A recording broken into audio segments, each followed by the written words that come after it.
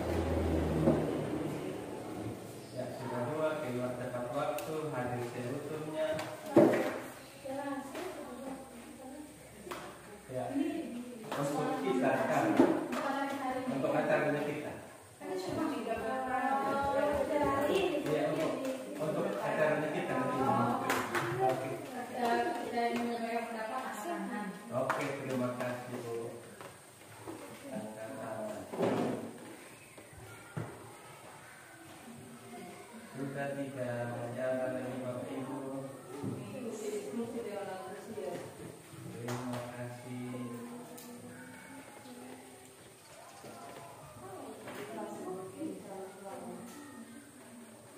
Ya, nanti disebut. Terima kasih Bu.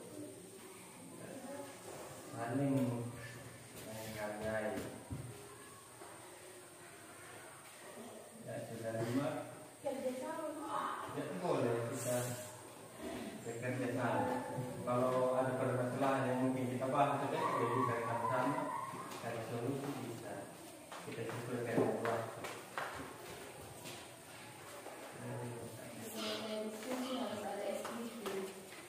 Oke, harus ada ice breaking.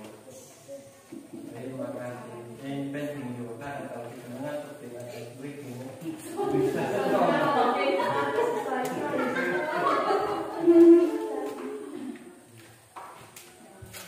Oke, masih ada? Oke, kalau tidak ada lagi ya saya cukupkan.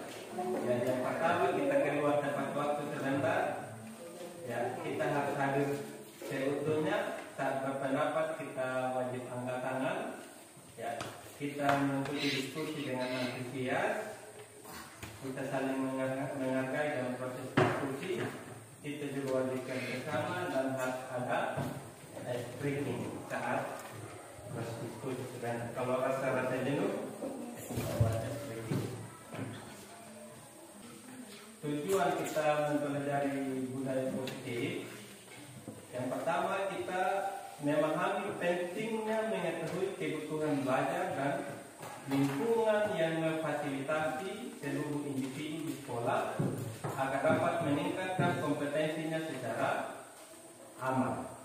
Yang berikut bersama-sama mengembangkan dan mewujudkan visi sekolah yang berpihak pada murid dan berlandaskan pada nilai-nilai kebajikan universal. Ya, ini mampu mengembangkan dan mewujudkan ini bukan kita merubah visi misi ya Bapak Ibu. Jadi dari sini sebentar ya kita bisa lihat kembali kita punya visi misi sekolah. Ada nilai kebajikan apa dari visi misi sekolah itu yang kita coba kembangkan dalam pembelajaran kita dan di dalam lingkungan sekolah. Yang berikut memahami konsep pendidikan menurut Ki Hajar Dewantara yang dihubungkan dengan budaya positif dan lingkungan positif yang berpihak pada murid. Yang berikut kita melakukan evaluasi dan refleksi tentang praktik disiplin dalam pendidikan di Indonesia secara umum untuk mendapatkan pemahaman baru mengenai konsep disiplin positif untuk menciptakan murid dengan profil pelajar Pancasila. Yang berikut dan terakhir memahami peran sebagai guru untuk membangun budaya positif dengan menerapkan konsep disiplin positif dalam berinteraksi dengan murid. Itu tujuan yang hendak kita capai saat kegiatan hari ini dan setelah selesai kegiatan hari ini. Oke, Bapak Ibu, kita lanjut di slide berikut di halaman 6. Di situ ada pertanyaan gramatik. Dari pertanyaan semantik itu saya berikan kesempatan kepada Bapak Ibu untuk menuliskan jawaban dari 3 pertanyaan ini. Jawabannya ya tinggal tulis nomor 1, 10 atau tidak. Di kertas stick itu ya Bapak Ibu. Ya, di kertas stick. Pertanyaan pertama untuk berwarna hijau, kedua kuning, 3 pink. Nanti kita bacakan. Tulis saja menurut kita. Ya, tidak usah kita lihat orang lain.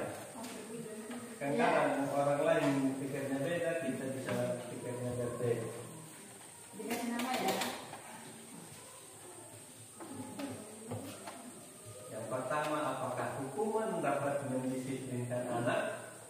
Kalau setuju ya silakan tulis setuju.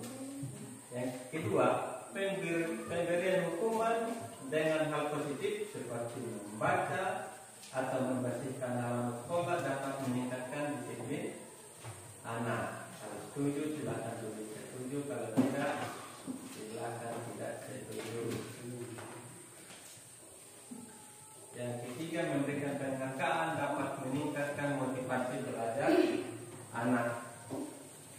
Kalau setuju silakan setuju. Kalau tidak, silakan tidak Jawab ya.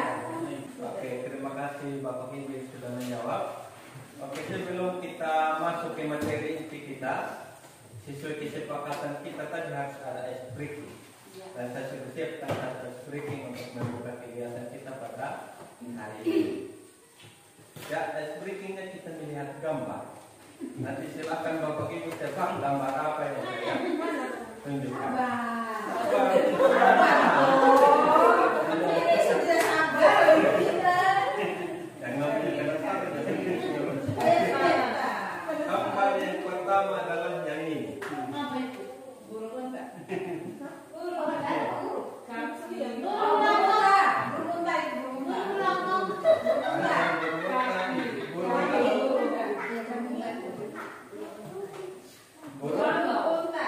Burung unta. Ada ibu dan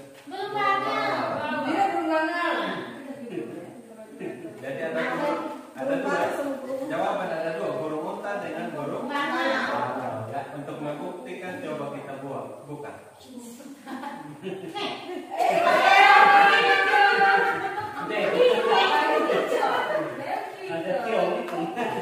Ada keong yang memiliki kepala seperti burung unta dan kaki seperti burung unta.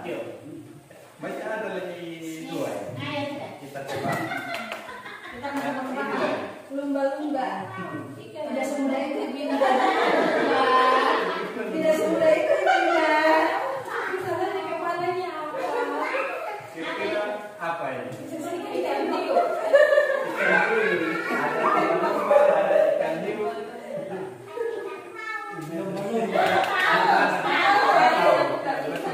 Ya kalau dari kode kan lumba. Kita coba lihat kepalanya.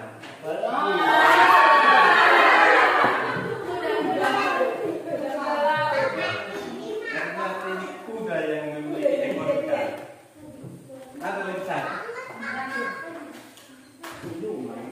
Ah, ini pasti kita lihat. Ya, ada jawabannya kepiting.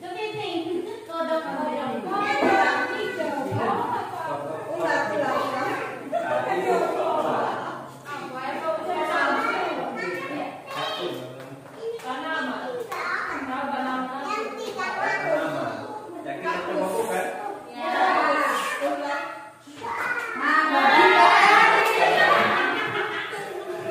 Tidak sebeda itu.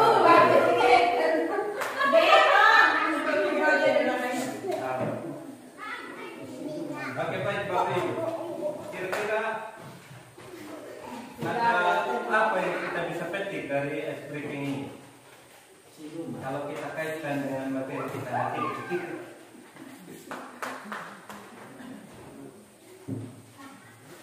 Oke, dari gambar tadi, apa yang kita lihat pertama, ternyata di bagian lain ada sesuatu yang lain. Tadi kita lihat ini adalah burung unta, ternyata ya, yang hijau. Yang satu tadi kita lihatnya kapan? Ternyata babi. Yang satu kita lihat ikan lumba-lumba, ternyata Kuda. Jadi ini yang kita bisa petik pada hari ini. Itu oke. Ya, betul sekali Bu Eva. Jadi kalau kita melihat sesuatu kita harus lihat secara utuh. Ya, konteksnya kita sebagai guru, kalau kita melihat murid, kita harus lihat secara utuh. Mungkin kelihatannya bagus di depannya kita, tetapi bisa saja di hatinya lain. Karena murid atau apa yang tampak pada murid itu hanya 20%. Kalau diibaratkan dengan gunung es, puncaknya itu hanya 20% yang di atas, sedangkan 80% ada di bawah air. Itu yang kita tidak lihat. Nah, tugasnya kita guru bagaimana kita harus mendalami yang 80% itu. Nah, itu yang mau didalami lewat pendidikan guru penggerak. Ya saya juga selama ini berada hanya melihat pada 20% yang tampak juga. Baru kenapa kita selama ini seperti itu? Apakah kita salah? Tidak salah Bapak Ibu. Kenapa kita tidak salah? Karena kita belum tahu dan kita belum melatih otaknya kita. Jadi otaknya kita pada umum ada 3 bagian. Ada yang otak mirip reptil, yaitu pada bagian otak dari bagian belakang ini. Kemudian di atasnya di bagian tengah ada otak yang mirip mamalia, dan di atasnya otak berpikir atau otak primata. Jadi 2 otak yang pertama tadi itu kita tidak bisa latih, karena itu otomatis. Maka selama ini kalau kita lihat siswa yang bermasalah, ya termasuk saya juga langsung berkata, sini kau, langsung marah. Bukan hanya itu, anak bisa sampai cubit, sampai pukul. Ya kenapa? Karena otak itu yang sering saya pakai. Dan otak yang bagian atas juga otak berpikir, dia juga seperti itu, tapi bisa dilatih. Nah, ketika dilatih, itu yang kita sebut sebagai otak berpikir lambat. Ya, kita yang melatihnya itu bagaimana kita menganalisis sebuah kejadian. Ketika ada siswa bermasalah, kita juga harus analisis. Ketika kita lihat mungkin dia curi makan temannya, kalau kita tidak menganalisis atau kita tidak menggunakan atau tidak melatih otak berpikir kita, pasti kita akan langsung marah pada anak tersebut, karena kita belum tahu apa yang belum kelihatan. Oke, kita masuk ke topik bahasan kita. Ada 6 yang berkaitan dengan budaya positif. Yang pertama di slide nomor 7, disiplin positif dan nilai-nilai kebajikan universal. Yang kedua, teori motivasi, hukuman, penghargaan, dan restitusi. Yang ketiga, keyakinan kelas. Yang keempat, kebutuhan dasar manusia dan dunia berkualitas. Yang kelima, restitusi, yaitu 5 kontrol. Yang keenam, restitusi, dan ketiga, restitusi. Nah, kita mulai dari yang pertama dulu, disiplin positif.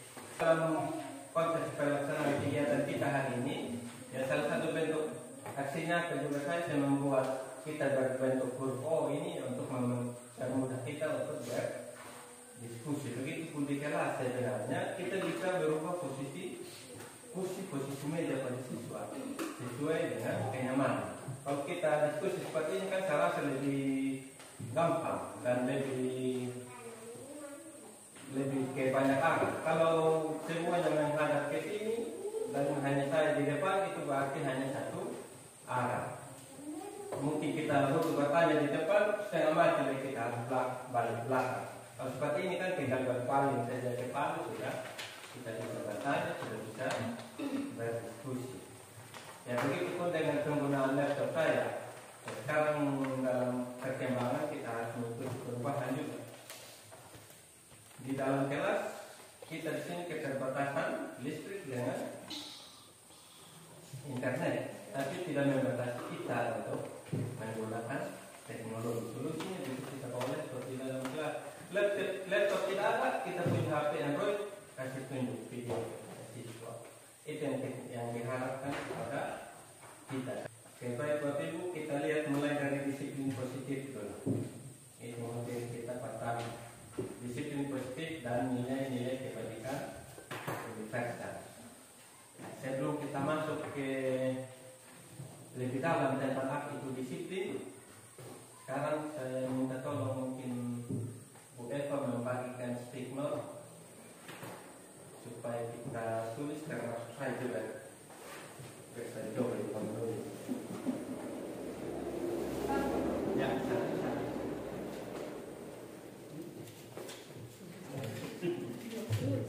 ya, tugasnya kita sekarang tuliskan sesuatu yang paling berharga menurut kita.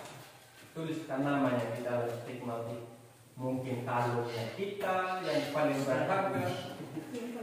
Harganya sudah mahal, pembelian lagi dari seseorang, kenangan terindah. Tuliskan.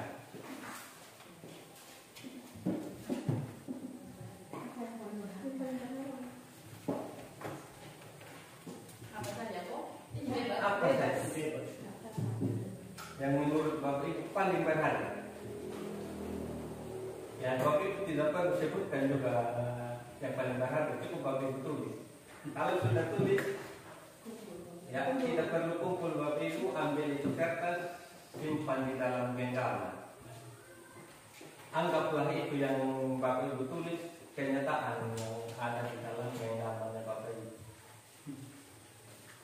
Kita sama-sama menggenggam.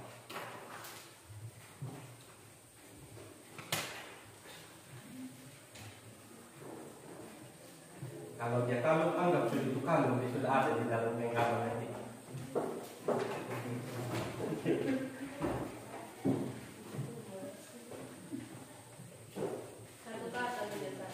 Boleh satu.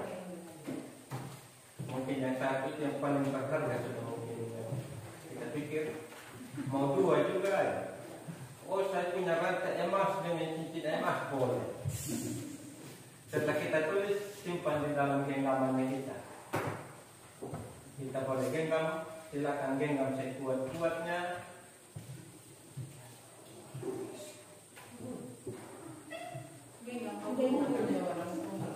Oh, anggap saja cincin batik Bapak yang digenggam. Ya, beda.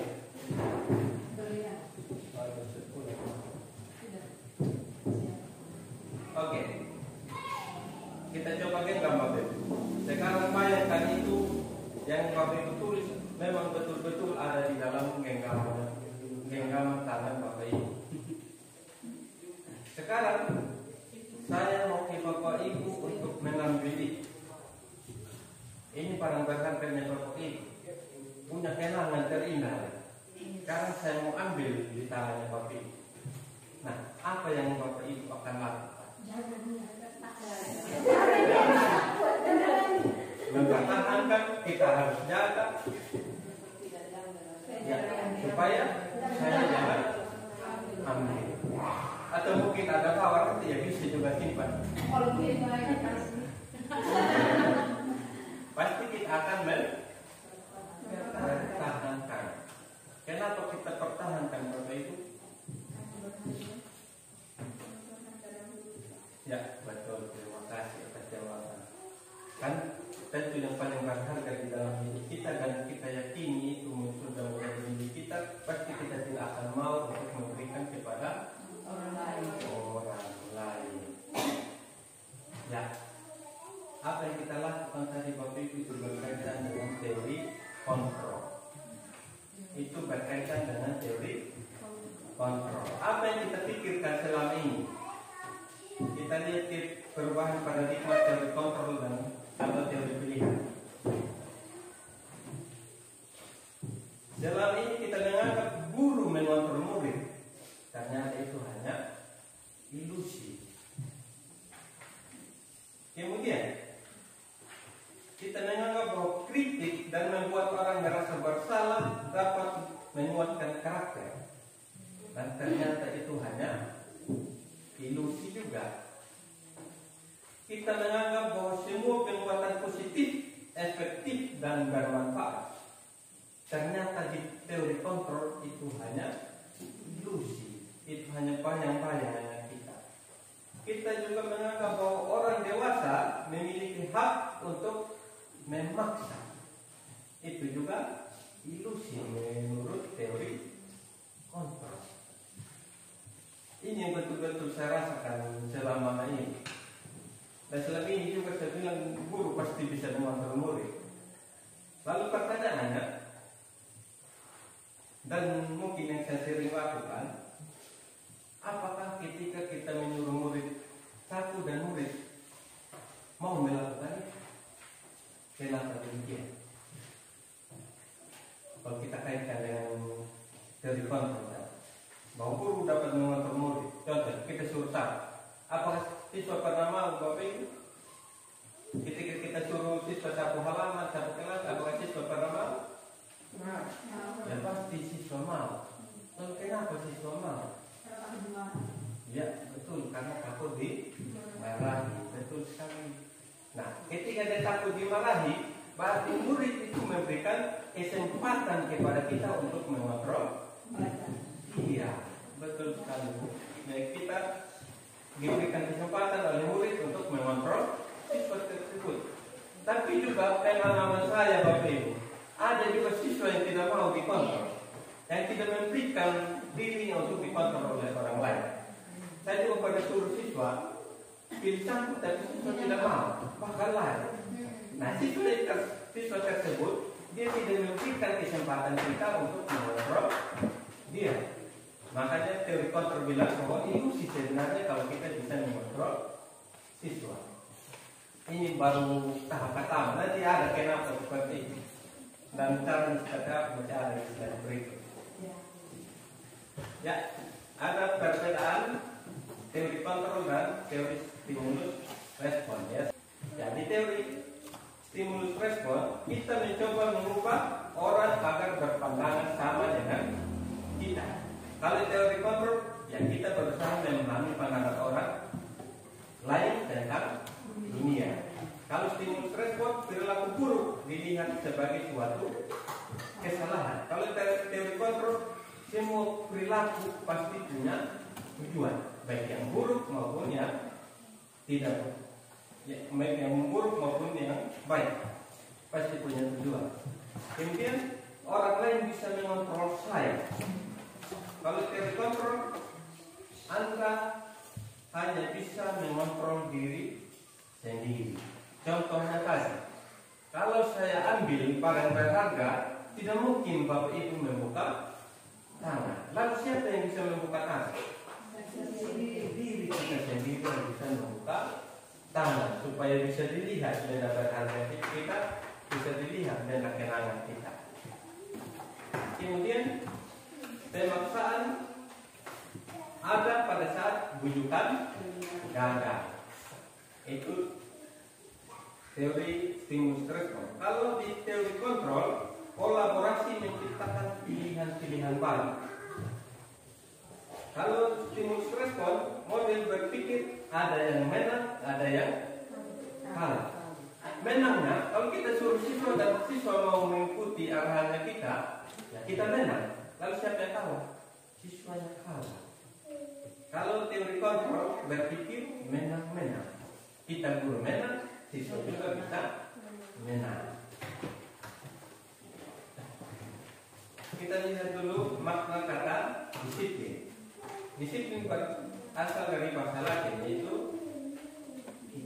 ya disiplina, yang artinya belajar. Nah, maksudnya belajar atau arti mendalam dari disiplin sebenarnya itu disiplin diri atau belajar pada diri sendiri, yaitu dengan membuat atau menggali potensinya menuju sebuah tujuan atau apa yang dia hargai.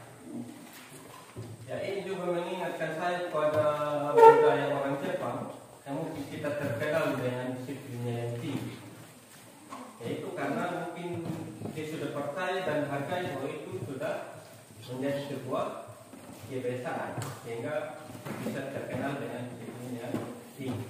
Namun dalam kenyataannya di budayanya kita, disiplin yang kita pahami mungkin Bapak Ibu mungkin beda selama ini, tapi kalau menurut saya yang ini sudah disiplin yang saya pahami selama ini, sesuatu yang dilakukan seseorang pada orang lain untuk mendapatkan kepatuhan. Kemudian disiplin juga dengan memberikan ketidaknyamanan, bukan dengan apa yang kita hargai atau pencapaian suatu tujuan mulia. Berarti kita hanya mau bahwa orang yang kita atur dia ikut kita punya mau, bukan pada sebuah tujuan yang mulia. Ya, semoga setelah ini mungkin kalau kita pemikiran yang sama dengan saya, ya kita coba untuk melihat kembali lagi tentang makna kata disiplin. Ya, dikaitkan dengan nilai-nilai universal, untuk mencapai suatu tujuan yang mulia tentu harus ada sebuah nilai yang kita yakini. Ya, berkaitan dengan disiplin positif, yang kita harapkan kita bisa meyakini nilai-nilai kebajikan yang bersifat universal, yaitu nilai-nilai yang memiliki tujuan yang mulia yang ingin dicapai setiap individu, berarti ini berlaku dimanapun. Baik kita di Maluku, di Menapu maupun di Jawa, mungkin ibu di Sumbawa itu berlaku. Maupun di Amerika, di Jepang bisa berlaku semua.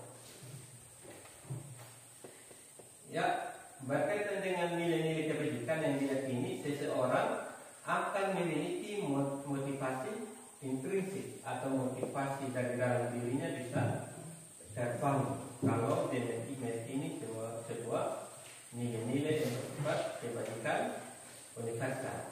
Kalau untuk kita di Indonesia, terutama dalam kurikulum merdeka yang kita akan hadapi, ya nilai-nilai kebajikan yang ingin dicapai oleh setiap anak bangsa Indonesia yang kita kenal dengan profil pelajar Pancasila. Ada 6 dimensi. Betul Bapak Ibu? Ya, ada 6 dimensi, yaitu beriman dan bertakwa kepada Tuhan yang Maha Esa dan berakhlak mulia, kemudian mandiri, bernalar kritis, berkebijakan global, bergotong royong, kreatif. Itu kemudian juga nilai-nilai profil pelajar Pancasila ada juga elemennya Bapak Ibu. Mungkin nanti dalam pelaksanaan kita perhatikan juga punya elemen. Selain elemen ada lagi sub elemen. Itu yang lebih detail dari apa yang kita gapai. Ya, salah satu juga tadi saya lewat ke pasar, saya ingat juga kita punya ini apa yang lalu Pak. Ini visi misi yang kita bahas yang lalu yang bagian terakhir. Pak sudah lewat sebenarnya. Ingat lagi sirpina, oh iya. Mau beli siripina ingat kembali. Oh iya, itu salah satu budaya lokal. Jadi termuat juga di visi misi SMP Negeri 1. Jadi kita beli siripina itu salah satu budaya lokal. Ini berkaitan dengan kebinekaan global. Yang dalam visi misi itu budaya lokal itu merupakan ya akar dari budaya nasional kalau saya tidak salah yang lalu. Itu berkaitan dengan disiplin dan nilai-nilai kebijakan. Ya, kalau ada pertanyaan sebentar dulu kita ya satu kali sebentar. Kemudian nilai yang kedua, teori motivasi, hukuman, penghargaan dan restitusi. Ya, kecenderungan kita pada manusia ada 3. Itu berdasarkan teori motivasi. Jadi ada 3 perilaku atau kecenderungan kita pada manusia. Yang pertama itu untuk menghindari ketidaknyamanan. Itu termasuk motivasi eksternal. Kemudian untuk mendapatkan imbalan dari orang lain atau institusi, itu juga termasuk motivasi eksternal. Yang ketiga itu menghargai diri sendiri.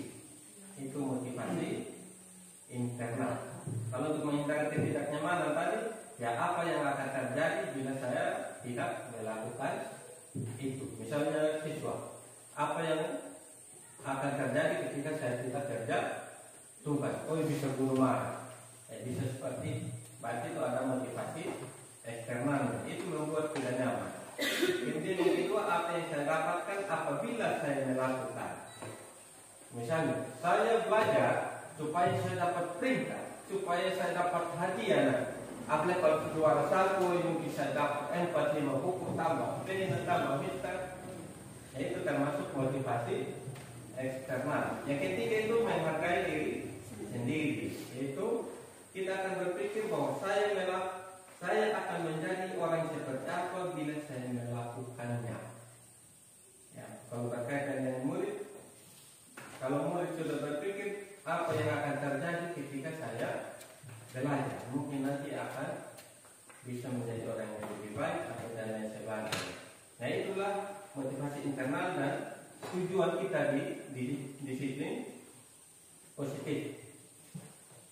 Jadi untuk mendapatkan disiplin positif, ya harus ada motivasi internal dari si pelaku. Ya, berkaitan dengan motivasi internal juga, ini ada kaitan dengan pemikiran Ki Hajar Dewantara. Ya, menurut Ki Hajar Dewantara itu Merdeka artinya tidak hanya terlepas dari perintah, akan tetapi cakap untuk memerintah diri sendiri. Ini tujuan dari disiplin positif. Ya, karena kurikulum merdeka juga kita berlandaskan pada pemikiran Ki Hajar Dewantara. Sebenarnya kurikulum 2013 berlandaskan itu juga. Karena saat itu sebelum membuat kurikulum 2013 kan ada studi kasus kesalahan siswa dengan sistem amalnya. Nah sekarang lebih disempurnakan lagi dan lebih didalami lagi di kurikulum merdeka. Jadi kalau kita lihat kurikulum merdeka, jadi kita jangan berpikir lagi bahwa murid bebas buat semaunya. Bukan seperti itu, Bapak Ibu. Kadang juga kenapa harus merdeka? Ya karena merdeka pemikiran yang ada di Dewantara. Merdeka artinya itu kita tidak hanya terlepas dari perintah, tapi kita bagaimana cakap untuk memerintah diri sendiri. Itu arti merdeka yang dimaksud oleh Ki Hajar Dewantara. Kemudian kita lanjut dihukum oleh penghargaan. Kalau hukuman pasti kita sudah tahu semua, Bapak Ibu. Tidak perlu saya jelaskan. Kalau hukuman ya pasti kita pernah menghukum, mungkin kita pernah curi atau pernah curi dalam rumput, pernah membaca atau pernah berlari. Ternyata penghargaan juga menghukum, atau kita juga bisa hukum oleh penghargaan. Bahwa penghargaan berlaku sama dengan hukuman. Artinya bahwa meminta atau menyuruh seseorang melakukan sesuatu untuk memenuhi suatu tujuan tertentu, dan orang yang meminta dari orang yang meminta atau memujuk, dorongannya eksternal dan akan ada faktor eksternal dan lingkungan. Faktor ya, itu menurut Alfi tahun 93. Jadi dihukum dengan penghargaan oleh penghargaan. Pengaruh pemberian penghargaan ada pengaruh jangka pendek dan jangka panjang. Jangka pendeknya kita ambil contoh ketika kita memberikan hadiah saat pembagian rapor. Pasti siswa senang saat kita kasih hadiah. Tapi jangka panjangnya ini kadang kita tidak pikir. Dan saya sendiri juga selama ini paling mendukung kalau kita harus berikan hadiah kepada siswa saat pembagian rapor. Karena berpikir pengaruh jangka pendeknya itu. Nah, pengaruh jangka panjangnya apa? Saya coba sajikan punya data penelitian kecil-kecilan beberapa hari yang lalu. Itu juga berdasarkan hasil diskusi bebas kalau jadi ini. Dari hasil diskusi saya mencoba ambil data yang sebenarnya untuk mendalami penghargaan. Ya, yang berikut penghargaan itu sebenarnya menghukum. Kemudian penghargaan mengurangi kecepatan. Kemudian penghargaan tidak efektif. Penghargaan merusak hubungan. Penghargaan menurunkan kualitas. Penghargaan mematikan kreativitas. Terakhir, penghargaan mengurangi motivasi intrinsik. Nah, Bapak Ibu, berkaitan dengan penghargaan yang kita berikan saat pembagian rapor, saya sudah mewawancarai siswa dan hasilnya saya coba sajikan. Ya, untuk siswa yang mendapatkan penghargaan, tentu pasti senang ketika mereka dapat hadiah. Senang dapat hadiah, dapat buku pena, senang. Ya, saat mendapat hadiah, senang. Nah, ada juga beberapa waktu yang lalu kita tidak sempat kasih hadiah. Makanya terungkap juga dari hasil wawancara. Saat tidak dapat hadiah, apa yang terjadi? Siswa senang, tapi kecewa. Karena sudah kebiasaan memberikan penghargaan.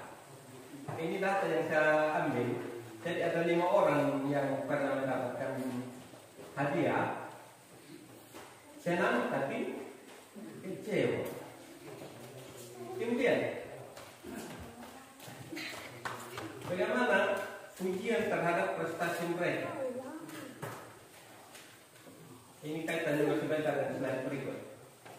Ya, ada yang memuji saat mereka dapat penghargaan dan dapat peringkat. Ya, yang senang ada satu orang, ya karena disenang itu karena hanya sebatas dapat peringkat 2, 3. Jadi dijawab senang. Tapi yang 4 orang sangat senang karena pada dapat peringkat 1, peringkat 2, peringkat 3, peringkat 4. Dan yang memberikan ujian itu siapa? Pertama dari orang tua. 5-5-nya menjawab orang tua memberikan ujian. Dari teman 1 orang, dari guru 1 orang, dari orang lain 1 orang, dari kakak tidak, dari mama kecil 1 orang. Yang membuat saya tertawa dalam hati ini dan saya senyum-senyum sendiri. Ujian dari guru ini hanya 1 orang yang menjawab. Lalu saat kita memberikan hadiah, ada yang mungkin kita kasih hadiah saat kita terpaksa posisi kita pada murid itu di mana? Ini juga saya membuat saya tertawa. Dari 5 orang lain 1 orang yang guru yang memuji dia. Berarti pujiannya kita itu tidak berarti. Tepuk tangannya kita saat kita berikan hadiah itu tidak berarti menurut saya. Karena hanya 1 orang saja yang menganggap bahwa guru memberikan ujian karena dia dapat peringkat 1. Maksudnya dia itu hari kita semua tepuk tangan, bahkan teman-temannya juga tepuk tangan semua. Kemudian apa yang dilakukan untuk mempertahankan peringkat mereka? Yang pertama, belajar. Ya, 5-5-nya belajar. Yang 1 dia hanya cukup belajar saja, dia tidak melakukan hal lain. Yang 2 orang belajar dan menyontek di buku dan menyontek di kawan. Ini jawabannya murid. Ya, ketika saya tanya apa yang dilakukan supaya peringkatnya tetap, supaya tetap dapat peringkat 1 atau peringkat 2, Pak, pertama saya belajar. Kira-kira apa lagi yang kamu lakukan? Saya nyontek juga di buku, Pak. Saya nyontek di buku, ada di lain. Saya nyontek juga di kawan yang dekat, Pak. Ada 2 orang yang menjawab seperti ini. Kemudian yang 2 orang lagi, selain belajar dia hanya menyontek di buku. Ini data yang saya coba ini dari hasil diskusi dengan ibu ini yang lalu saya mau mendalami. Dan ternyata saya mendapatkan hasil yang seperti ini. Dan ini juga selama ini sampai di sini saya semakin terbuka bahwa apa yang saya pikirkan selama ini ternyata jauh berbeda sebenarnya pada kenyataan, karena kita belum mendalami terlalu dalam. Kemudian ada juga siswa, ada 7 orang yang tidak pernah mendapatkan peringkat. Perasaannya mereka ketika melihat kawan mendapatkan hadiah atau mendapatkan peringkat dan dibacakan sebagai rapat. Ada 2 orang yang menjawab biasa-biasa saja. Saat saya mendalami, kenapa biasa-biasa saja? Mereka menjawab bahwa ya Pak, karena mereka yang sudah biasa dapat peringkat, kebuat apa lagi saya pikir? Saya juga mau usaha bagaimana tuh, saya tidak mungkin bisa sama dengan mereka. Makanya ada 2 orang yang menjawab oh biasa-biasa saja. Kemudian yang 1 orang, saya termotivasi untuk belajar Pak, supaya saya bisa seperti dia. Lalu yang 4 orang kecewa. Mereka merasa kecewa ketika melihat teman yang mendapatkan peringkat. Kenapa mereka bisa dapat? Kemudian saya mendalami pemikiran mereka. Apakah pernah berpikir untuk mendapatkan peringkat? Ternyata dari kita memberikan penghargaan ada juga motivasi sebenarnya. Semuanya berpikir untuk dapat peringkat. Masih ada lagi kedalaman itu.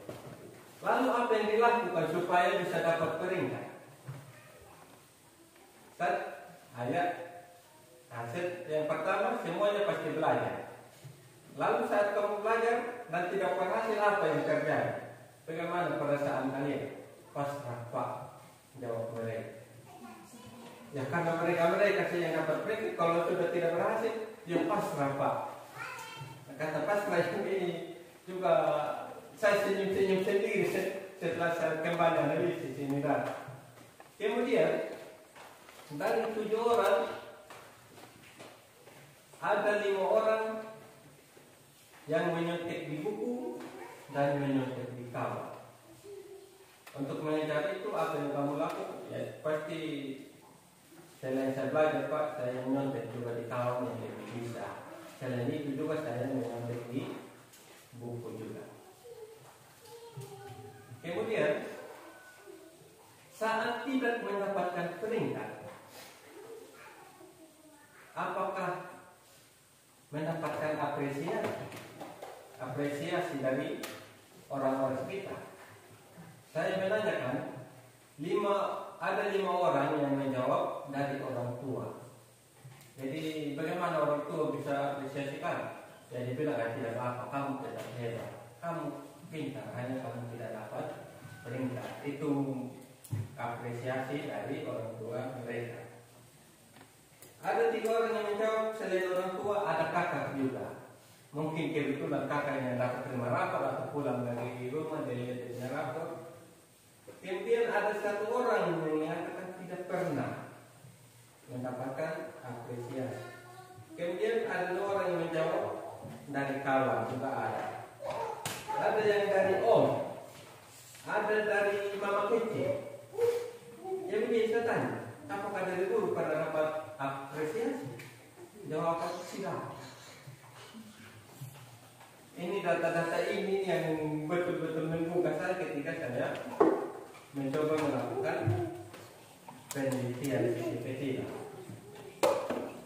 bahwa apa sebenarnya yang selama ini saya pikirkan pada kenyataannya tidak seperti itu. Penghargaan yang diberikan sebenarnya memiliki dampak yang buruk bagi anak. Ada positifnya sedikit tapi lebih banyak ya buruk. Yang dapat peringkat saja tadi, dia berusaha untuk dapat kembali peringkat. Memang dia belajar, tapi itu dia menyontek. Kemudian menyontek di kawan bisa menyontek di buku. Sama juga yang tidak dapat peringkat. Dia juga berusaha belajar, tapi kalau tidak berhasil dia pasrah. Selain pasrah, dia mencoba juga menyontek dari buku dengan kawan. Nah, kemudian apresiasi juga ini yang tampak ini ketika tidak ada yang menjawab dari guru, ini juga menjadi pertanyaan dari saya sendiri. Terus selama ini bisa apakah saya tidak pernah memberikan apresiasi atau bagaimana? Ini juga menyentak hati saya untuk kembali berefleksi dengan apa yang telah saya lakukan. Ya, untuk penghargaan sebenarnya ada solusinya. Solusi yang ditawarkan itu bentuk program kebajikan atau apresiasi. Dalam memberikan apresiasi atau pengakuan yang perlu diingat beberapa hal. Yang pertama, beri pengakuan secara khusus. Ya mungkin selama ini kita berikan tepuk tangan, ya karena tidak khusus maka siswa, tidak ada dari guru. Padahal kita tepuk tangan ramai-ramai di dalam kelas. Bahkan kawan-kawan yang juga tepuk tangan. Ya karena mereka tidak merasakan secara khusus. Kemudian pengakuan harus secara pribadi. Yang berikut pengakuan kepada semua murid. Ya, pengakuan harus kepada semua murid dan harus bergantian sehingga mereka bisa merasakan. Contoh tadi tidak pernah mendapatkan peringkat, itu tidak ada 1 orang pun yang menjawab bahwa dari guru ada apresiasi. Kemudian pengakuan harus secara konsisten dan pengakuan fokus pada proses. Yang kita utamakan sebenarnya pengakuan dalam proses pembelajaran. Padahal sebenarnya di K13 sudah tidak boleh lagi kasih penghargaan, tidak boleh lagi kasih peringkat. Ya karena memang selama ini termasuk saya juga tidak pahami, mendalami seperti itu. Apalagi mendapatkan data seperti ini saya tidak lakukan. Makanya setelah tahu dapat data seperti ini ya saya makin tergugah bahwa sebenarnya yang kita lakukan itu hari memberikan penghargaan itu memberikan dampak negatif pada siswa. Kita menghukum mereka dengan penghargaan. Jangka pendek senang, jangka panjangnya nyontek Bapak Ibu. Itu yang punya dampak.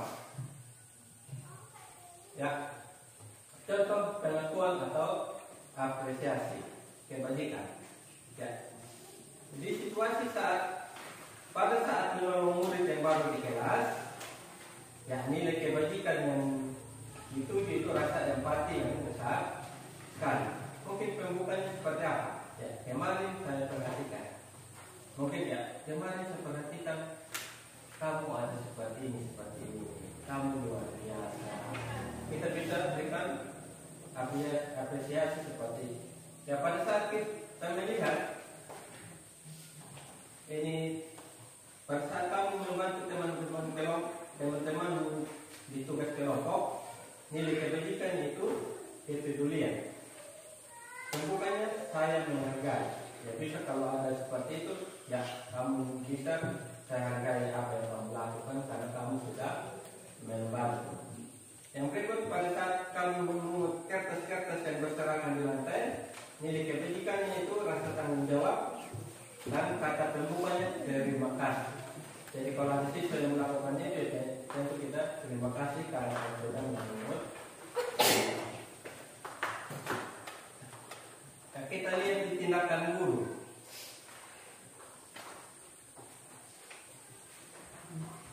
Di slide tindakan guru. Itu kaitan dengan hukuman atau konsekuensi. Nanti kita lihat nanti mana yang hukuman, mana yang konsekuensi. Apakah kita menghukum atau memberikan konsekuensi dari yang mereka lakukan. Yang pertama, mencatat 100 kali di dalam buku kalimat, saya tidak akan terlambat lagi karena terlambat ke sekolah. Memang Bapak? Hukuman. Ya, betul sekali, itu hukuman. Yang kedua, lari mengelilingi lapangan basket 2 kali karena terlambat hadir di sekolah. Oke, betul juga hukuman. Murid diminta untuk push up 15 kali karena tidak menggunakan masker ke sekolah. Ya, betul hukuman juga. Mengganti kertas tugas teman yang telah dicoret-coret. Konsekuensi. Ya, konsekuensi. Membersihkan tumpahan air di meja tulis karena tersenggol saat belajar. Konsekuensi. Murid disuruh untuk mengenakan sepatu seharian di sekolah karena tidak mengenakan sepatu hitam. Hukuman. Ya? Hukuman. Disuruh tidak mengenakan sepatu seharian di sekolah. Karena mungkin dia pakai sepatu putih, ya kita suruh dia jangan pakai sepatu selama 1 hari. Apa hukuman? konsekuensi. Ya, ada yang hukuman, ada yang konsekuensi. Pakai baik. Jadi sebenarnya itu merupakan sebuah hukuman, bukan bagian dari konsekuensi. Nanti kita akan lebih mendalami di materi berikut. Yang berikut, lari mengelilingi lapangan bola basket 2 kali karena terlambat 10 menit untuk Hukuman. Apakah itu hukuman atau konsekuensi? Hukuman. Oke, baik Bapak Ibu. Yang kita perhatikan dulu di situ, mata pelajaran apa? Kalau lari mengelilingi lapangan, wajar. Kalau PJK? Wajar. Ya, kalau wajar. Nah, kalau wajar berarti dia masuk di konsekuensi. Tapi kalau saya di jam IPA saya suruh lari keliling lapangan, ya pasti itu masuk hukuman, kan tidak ada kaitan dengan olahraga. Oke, terima kasih Bapak Ibu.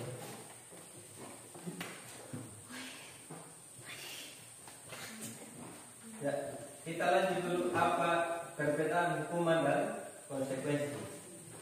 Hukuman sesuatu yang menyakitkan harus terjadi. Kalau konsekuensi sesuatu harus terjadi. Hukuman itu harus menyakitkan. Kemudian hukuman membuat anak sakit secara fisik maupun sakit hati dalam jangka waktu yang lama. Kalau konsekuensi, anak merasa tidak nyaman dalam jangka waktu yang pendek. Hukuman membentuk kedisiplinan. Konsekuensi, anak menghargai disiplin. Hukuman paksaan. Konsekuensi, stimulus dan tanggapan. Hukuman mendorong anak menyakiti diri sendiri. Konsekuensi mendorong anak agar mudah menyesuaikan diri. Hukuman konsep diri yang buruk, konsekuensi konsep diri yang baik. Hukuman anak belajar untuk menyembunyikan kesalahan. Konsekuensi anak belajar untuk mematuhi peraturan. Hukuman marah, rasa bersalah, dipermalukan, merasa tidak dihargai. Konsekuensi kehilangan hak, dibuat tidak nyaman, diasingkan untuk sementara. Itu perbedaan hukuman dan konsekuensi. Kemudian ada yang ketiga itu restitusi. Apa itu restitusi? Restitusi adalah proses menciptakan kondisi bagi murid untuk memperbaiki kesalahan mereka. Tujuannya mereka bisa kembali ke kelompok mereka dengan karakter yang lebih baik. Dan prosesnya juga kolaboratif. Berbeda tadi dengan hukuman. Kalau hukuman, harus pilih sampah karena kamu terlambat. Kalau restitusi tidak. Mungkin ibu dari SD nanti bisa coba lihat. Saya punya video setelah kirim di beberapa ternyata ada mungkin itu salah satu contoh penerapan restitusi. Itu salah satu contoh yang satu saya belum selesai. Di slide berikut, hukuman itu merupakan identitas gagal. Berarti gagal ketika kita melaksanakan hukuman pada murid. Untuk identitas sukses itu disiplin. Disiplin ada dua, konsekuensi dan restitusi. Kalau hukuman sesuatu yang menyakitkan harus terjadi, tidak nyaman, korban mendapatkan keadilan, murid atau anak akan tersakiti, perilaku pasif agresif meningkat, sistem tidak akan berjalan bila murid tidak takut. Nah ini sering terjadi. Kalau murid tidak takut, ya kita mau marah bagaimana boleh, dia cuek saja, dia santai saja. Ketika kita memberikan hukuman, kemudian berlaku hanya pada sebuah institusi, tidak berlanjut kepada kehidupan nyata. Hukuman itu adalah peraturan dan kita mengatakan kamu harus. Kemudian murid atau anak membenci peraturan. Kalau konsekuensi sesuatu harus terjadi, restitusi kita memberikan pilihan atau mengarahkan untuk mendapatkan pilihan. Konsekuensi tidak nyaman untuk murid, kemudian restitusi menguatkan murid untuk jangka waktu panjang. Konsekuensi korban diabaikan, restitusi korban mendapatkan ganti. Konsekuensi murid atau anak tidak nyaman, restitusi murid atau anak mendapatkan penguatan. Konsekuensi penguatan hanya bertahan dalam jangka waktu pendek. Kalau restitusi masalah terpecahkan. Konsekuensi memerlukan monitoring. Restitusi murid belajar untuk bertanggung jawab terhadap perilakunya. Konsekuensi membantu penerapan mengikuti peraturan dalam masyarakat. Restitusi fokus pada pemecahan masalah dalam jangka waktu panjang. Konsekuensi peraturannya, apa mampukah kamu melakukan? Dan kita mengatakan terima kasih. Kalau restitusi, pertanyaannya apa yang kamu yakini? Apa yang bisa kamu lakukan untuk memperbaiki masalah ini? Dari situ nanti murid akan mencari pilihan. Kemudian konsekuensi murid akan menghormati peraturan, restitusi murid akan menghormati dirinya dan orang lain. Ya, ciri-ciri restitusi itu ada 9. Bukan menebus kesalahan, tapi belajar dari kesalahan. Kemudian memperbaiki hubungan. Kemudian ada tawaran, bukan paksaan. Restitusi menuntut untuk melihat ke dalam diri. Yang berikut mencari kebutuhan dasar yang mendasari tindakan. Restitusi diri adalah cara yang paling baik. Restitusi fokus pada karakter, bukan tindakan. Kemudian restitusi fokus pada solusi. Yang ke-9, restitusi mengembalikan murid yang berbuat salah pada kelompoknya. Jadi dia tidak malu. Kalau kita hukum dia pasti dia malu ketika masuk kelas. boleh dikena hukum tadi pakai teman-teman yang bisa berkata seperti itu. Ya, yang ketiga keyakinan kelas. Sebelum kita masuk ke keyakinan kelas, mungkin ada rekan-rekan yang memiliki speaking pada kesempatan. Baik, jangan saya dan ya silakan buat. Terima kasih. Ya, Terima kasih Ibu. Kalau saya bilang selamat pagi, tepuk 1 kali. Kalau saya bilang selamat siang, tepuk 2 kali. Kalau saya bilang selamat sore, tepuk 3 kali. siap. Oke, siap-siap. Selamat siang. Selamat sore. Selamat pagi. Siang. Sore. Pagi. Sore. Siang. Udah itu. Terima kasih. Oh,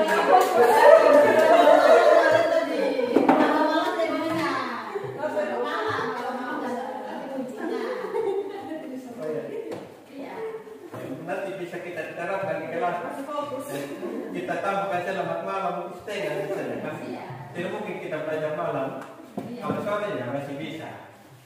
Oke, terima kasih Ibu atas ekspresinya. Kita lanjut ke materi yang ketiga, yaitu keyakinan kelas. Mengapa tidak peraturan saja? Mengapa harus keyakinan kelas? Ada pertanyaannya di situ sebagai pertanyaan tematik. Mengapa kita memiliki peraturan harus menggunakan helm bila mengendarai roda 2? Ya, silakan mungkin ibu-ibu menjawab. Kenapa kita harus pakai helm? Ya, untuk keselamatan, melindungi diri, terutama kepala. Jadi nilai yang kita tuju sebenarnya kalau kita pakai helm itu untuk keselamatan. Keselamatan apa? Kepalanya kita. Kenapa kita harus selamatkan? Kan kepalanya kita hanya satu. Kalau sudah pecah dia selesai sudah. Berbeda kalau tangan satu patah masih bisa, satu kita pakai mata.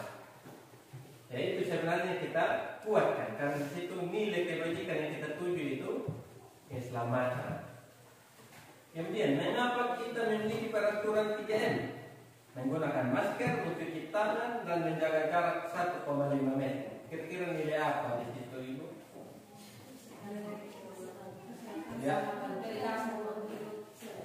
Oke, betul sekali. Perilaku hidup sehat, yaitu kesehatan. Jadi nilai kebajikan universal yang dituju sebenarnya kesehatan. Kemudian yang ketiga, mengapa kita memiliki peraturan harus datang tepat waktu? Kira-kira? Oke, terima kasih. Jadi ini yang kita tuju sebenarnya itu adalah disiplin. Ya, untuk mendukung motivasi intrinsik, kita harus kembali ke keyakinan-keyakinan atau nilai-nilai yang bersifat universal yang lebih menggerakkan seseorang dibandingkan mengikuti serangkaian peraturan-peraturan. Ya, di slide berikut mungkin ada yang bulat-bulat seperti telur ayam.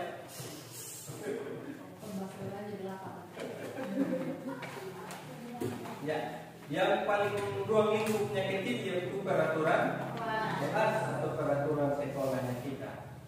Dari peraturan kelas kita berubah ke dalam keyakinan kelas, itu ruang lingkupnya lebih luas. Setelah keyakinan kelas sudah mantap pada murid kita, akan membuat lingkungan sekolah kita menjadi lingkungan yang positif. Lingkungan sekolahnya kita positif, akan terbentuk suatu budaya positif. Untuk mencapai budaya positif, sekarang kita harus merubah peraturan kelas atau peraturan sekolah ke keyakinan ya, atau keyakinan sekolah. Lalu langkah-langkahnya seperti apa untuk membentukkan keyakinan kelas? Ya, ada 5 langkah untuk membentuk keyakinan kelas. Ya, saat ini mungkin bisa bahasnya percepat saja. Kalau nanti butuh mungkin penjelasan lebih rinci atau butuh praktek, ya bisa nanti kita diskusikan bersama-sama. Ya. Mau lihat? Ya boleh nanti. Sudah ada saya punya nomor HP? yang bisa menjawab materi tersebut. Ya, yang pertama kita mengenali peraturan. Nah, saat kita membentuk keyakinan kelas, pertama kita tanyakan kepada murid, apa aturan sekolah kita? Nanti murid akan ngomong, oh jangan terlambat Pak, jangan maki kawan Pak. Itu yang saya terapkan dan lakukan aksi nyata di kelas 9 yang melakukan pembentukan keyakinan kelas.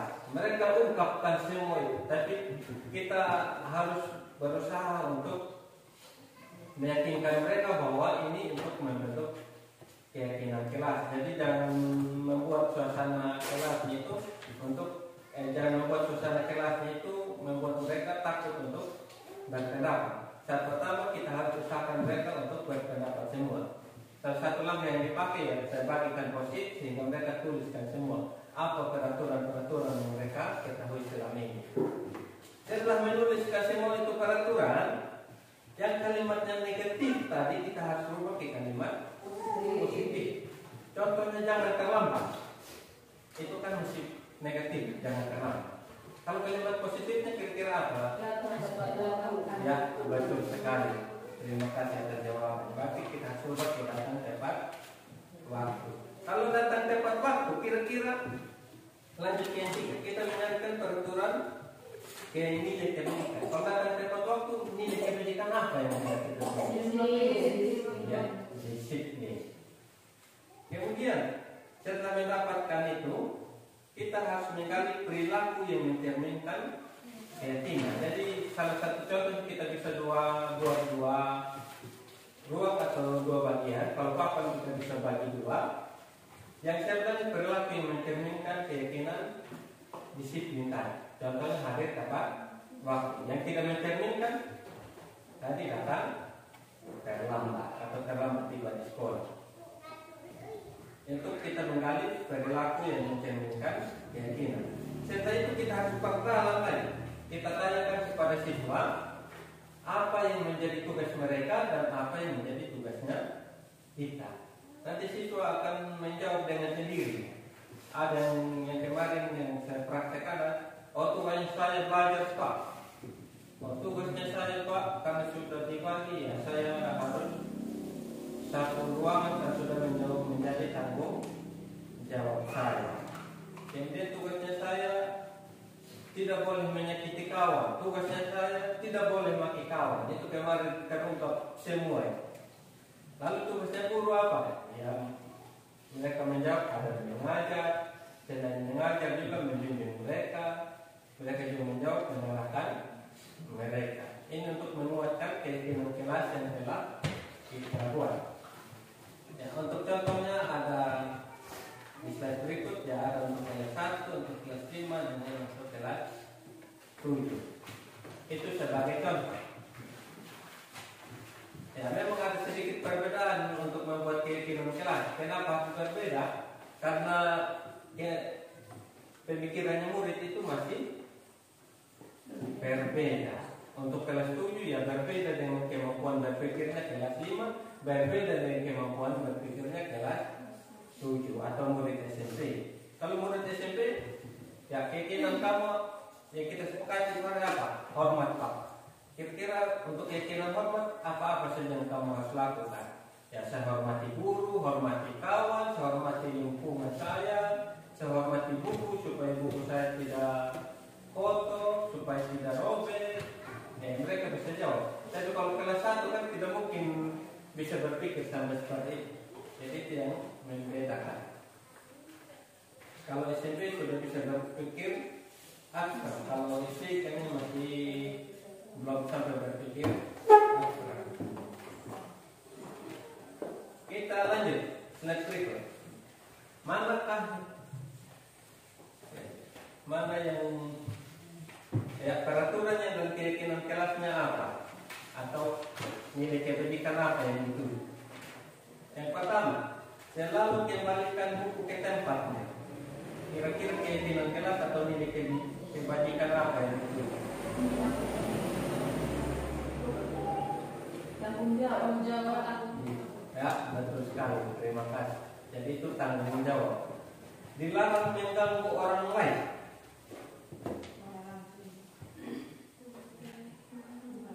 keyakinan apa atau nilai apa yang dituju?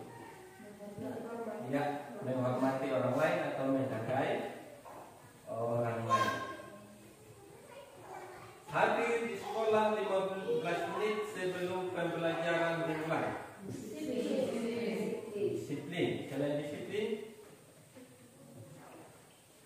ya ada juga komitmen. Jadi murid kalau hadir tepat waktu, ya keyakinan itu juga bagaimana mereka bisa komitmen dengan waktu. Kemudian dilarang melakukan kekerasan. Kira-kira keyakinan kelas apa yang bisa didapat dari peraturan? Ya, betul sekali. Bisa menghargai sesama atau menghormati sesama. Selain itu juga ada keselamatan. Kalau melakukan kekerasan kepada orang lain kan bisa terluka. Ya, jadi kita harus keselamatan. Itu juga termasuk keselamatan. Selain menghormati orang lain atau menghargai orang lain. Yang berikut, dilarang menggunakan narkoba. Kesehatan. Ya, tepat sekali, kesehatan. Kemudian bergantian menunggu giliran. Ya, untuk kita tertib antri. Ya, itu lebih kita menghormati orang lain. Berarti kita tidak melewati orang lain, kita harus hormati orang yang ada di depan. Ya, bisa juga bersabar. Kemudian menggunakan masker. Kesehatan. Ya, kesehatan. Selain kesehatan, bisa juga keselamatan. Kalau kita kena virus corona, ya pasti kena sakit. Baik, untuk virus corona sudah lewat. Yang berikut, sudah habis.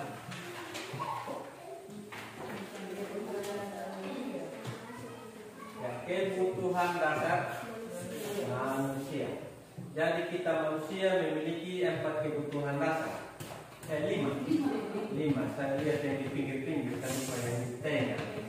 Padahal di tengah yang paling inti yaitu bertahan hidup. Bertahan hidup merupakan kebutuhan fisiologis atau kebutuhan fisiknya kita. Untuk bertahan hidup tentu kita butuh makan, minum.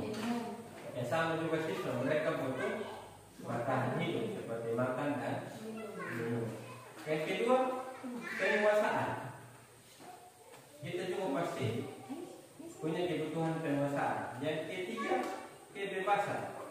Yang keempat, kesenangan. Yang kelima, kasih sayang dan rasa diterima. Apakah dalam hidup kita tidak pernah senang? Pasti kita butuh kesenangan. Karena kalau terlalu jenuh, ya kita pergi piknik di pantai. Kalau zaman sekarang gini. Masa keren sekarang ini. Kemudian juga ya bisa kita bebas. Sekarang saya mau tanya dulu di Bapak Ibu semua. Sekarang andaikan saya siswa dan ada teman siswa saya namanya Eva. Ketika saya mengambil makanannya Eva tadi, kira-kira kebutuhan apa yang ingin saya penuhi? Bertahan hidup. Apa? Bertahan hidup karena Apa? apa? Yakin semua Bapak Ibu?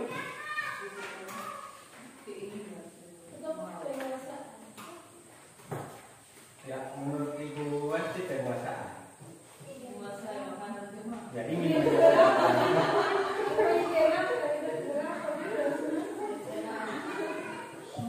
Oke.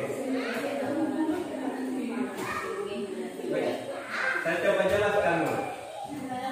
Nah, untuk tadi itu kan baru kelihatan saya mengambil makanan dan sayur. Nah, belum tentu untuk bertahan hidup. Nah, itulah pentingnya kita harus lakukan restitusi supaya kita bisa tahu penyebabnya apa, bisa tahu jawabannya apa. Di selama ini juga saya sering begitu, Bapak Ibu. Ketika saya melihat suatu kejadian, kau tidak boleh begitu. Itu sudah langsung menghukum dia. Padahal kita belum tahu sebenarnya penyebabnya. Seharusnya kita melakukan restitusi dulu supaya kita tahu penyebab. Nanti cara restitusinya masih ada di bagian caranya. Yang kita coba lihat dulu pertanyaan. Jawaban dari saya ketika Bapak Ibu melakukan restitusi. Kalau jawabannya saya, karena saya tidak memiliki uang untuk jajan dan bekal makan siang, masuk di kebutuhan. Ya berarti masuk di bakaran. Itu karena saya lapar, saya tidak ada uang jajan, tidak ada bekal lagi otomatis ambil orang lain. Ya sudah. Yang berikut, kalau jawabannya saya hanya untuk merasa senang dan mendapatkan perhatian dari yang saya rampas tadi, kira-kira masuk kebutuhan apa? Sama saya. Ya, betul sekali. Kasih sayang dan merasa diterima. Kalau jawabannya saya hanya iseng saja dan ingin lihat ekspresinya tadi ketika makanannya dia saya ambil, kira-kira masuk kebutuhan apa? Kesenangan. Ya, tepat sekali, itu kesenangan. Ya, kalau jawabannya saya ketika ibu-ibu bertanya kepada saya bahwa saya merasa hebat karena teman saya tadi takut ketika saya rampas itu makanan. Ya, betul sekali, masuk di kebiasaan. Kalau jawabannya saya merasa bosan karena tadi pagi atau tadi siang saya hanya beli uangnya hanya 1.000, jadi saya beli satu jadi snack saja. Mungkin saya hanya beli mie. Sementara saya lihat ini dia makan ini kira snack apa? Ya, dia makan beng-beng. Kira-kira masuk kebebasan. Ya, kebebasan. Dan saya sebenarnya ingin bebas untuk jajan. Memang mau bebas untuk merasakan berbagai jenis jajan. Baik, terima kasih. Kita lanjut ke bagian kelima, itu posisi kontrol. Ada 5 posisi kontrol. Pada posisi manakah kita selama ini? Ya, jawab sendiri di dalam hati kita. Kalau saya selama ini ya paling banyak itu penghukum dan pembuat rasa masalah. Kalau saya sendiri sih. Kalau teman-teman yang lain bisa bervariasi, mungkin bisa di teman, bisa teman atau mungkin manajer jarak saya. ya sama juga saya selama ini manajer mengkirakan. Saya untung di pendidikan guru penggerak ya, saya coba perlahan menerapkan sebagai manajer. Saya mentoknya itu sesekali pada teman, tapi lebih banyak kepada penghukum. Kalau kita mengambil posisi penghukum, guru atau kita berbuat, ya kita menghardik-hardik, kita menunjuk-nunjuk, kita menyakiti, kita menyindir. Ya, bisa kita berkata, kalau kamu tidak melakukannya, awas atau rasa, atau mungkin kita langsung panggil, kita cubit, atau mungkin langsung panggil, kita pukul tanpa berkata-kata. Hasilnya, yang murid bisa memberontak, ya, bisa menyalahkan orang lain, bisa berbohong. Kaitannya dengan dunia berkualitas, murid meletakkan guru di luar dunia berkualitas. Murid akan berkata, biar saja, nanti juga marah-marah lain. Nah, ini ada sering kita dengar. Saya pakai sendiri, mata beli ini mana. Nah, sering seperti itu. Dampaknya, yang murid bisa mengulangi kesalahan bahkan yang sama. Ya, itu berada di kontrol luar atau identitas dalam. Kalau pembuat rasa bersalah, ya kita bisa berceramah dan mengatakan, ya harusnya ibu kecewa dengan kamu. Atau ya gara-gara kamu ibu jadi stres. Atau bisa juga, jadi kau tidak kasihan kau punya orang aneh-aneh. Nah itu juga kita membuat rasa bersalah. Saya juga sering bilang begini, kalau tidak kasihan kok punya orang tua setengah mati cari makan, kasih makan kamu, baru nak buat begitu. Nah itu kita membuat dia merasa bersalah. Atau kamu tidak kasihan, saya capek-capek mengajar, kau buat begitulah. Nah kita posisi membuat rasa bersalah. Sudah.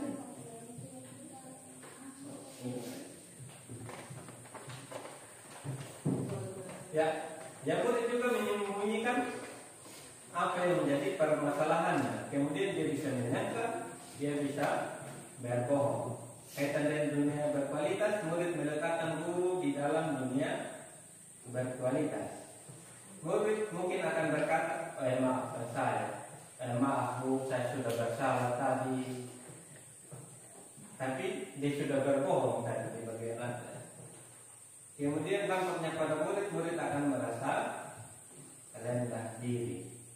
Kemudian identitas berhasil, tapi masih kontrol dari luar, yaitu teman dengan memantau. Kalau teman membuatkan alasan-alasan untuk muridnya, guru bisa berkata, ayolah lakukan jadi ibu. Kemudian masa kamu tidak mau? Ingat, ibu tidak pernah. Saya ulangi, masa kamu tidak mau? Ingat, tidak ibu mungkin salahnya apa? Ingat tidak. Iya, ingat tidak. Ingat tidak. Ingat mau Pak Guru. Kurang kalimatnya ingat. Ingat tidak. Iya, ingat tidak ibu pernah bantu. Ya. Ingat atau tidak? Itu kamu sebagai teman. Jadi kau ingat tidak, saya pernah bantu kamu. Jadi kamu harus bantu ibu juga. Sering kita ini, kalau saya jarang ini, kemudian hasilnya ketergantungan. Nanti murid bisa ketergantungan kepada kita. Kaitan dunia berkualitas, dia mintakan guru sebagai orang yang sangat penting di dalam dunia berkualitas. Mungkin murid akan berkata, saya berpikir bapak, ibu atau teman saya ternyata begitu.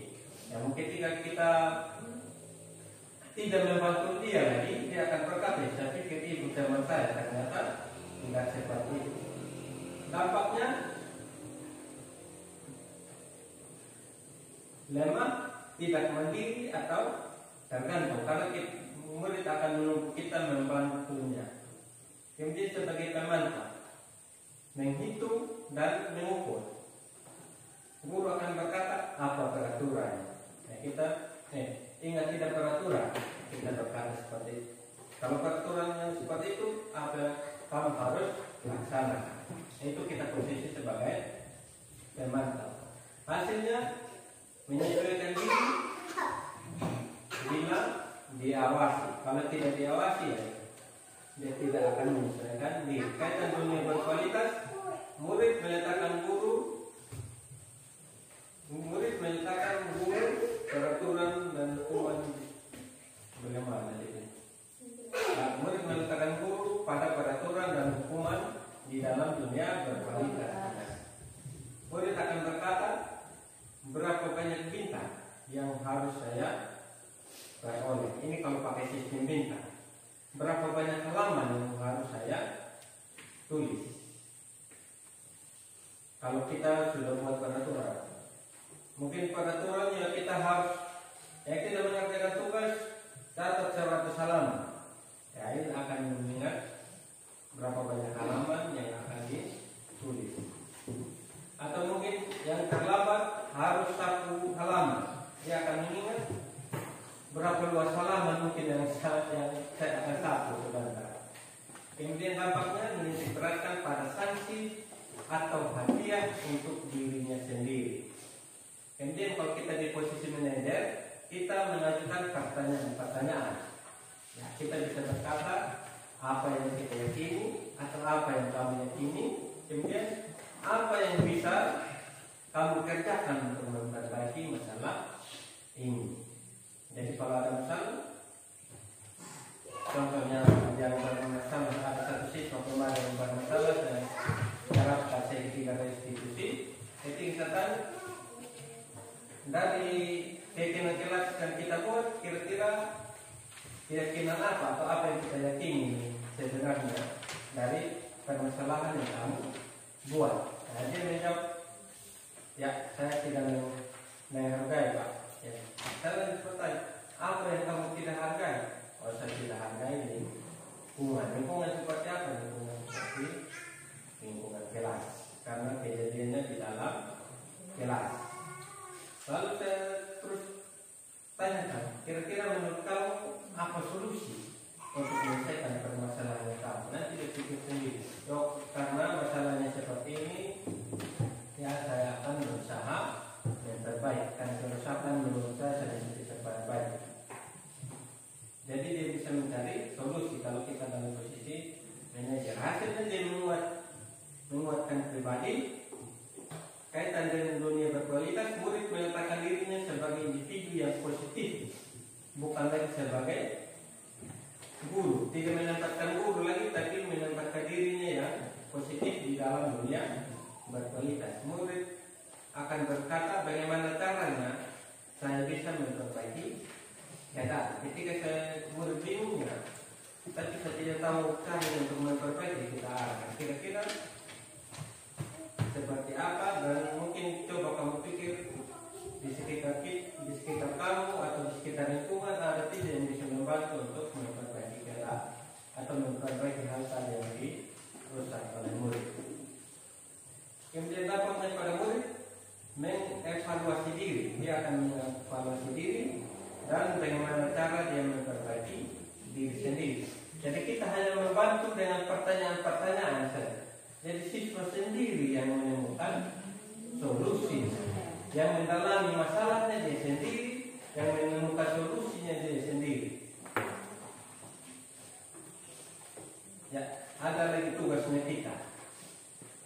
Ada pertanyaan dan pada posisi siapakah yang mengatakan seperti apakah tadi penghukum, pembuat rasa bersalah, teman, pemantau atau manajer. Yang pertama, saya kecewa sekali dengan kamu. Kira-kira posisi seperti apa? Membuat rasa bersalah. Ya, membuat rasa bersalah.